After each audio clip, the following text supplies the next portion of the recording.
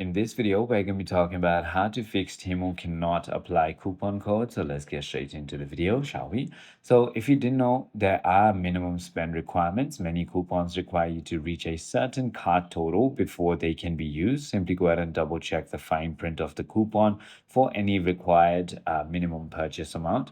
If that is not the case, many of the largest promo codes are strictly for new accounts or first-time orders. If you've already ordered from Temu, the code might be invalid on your account. Codes are also case sensitive, so make sure that there are no spaces and ensure that you aren't confusing the letter O with the number 0 and so on. Also verify the code has not expired, okay? Now, once you've done that, and if it still doesn't work, you have two things you can try. Simply go ahead and try it.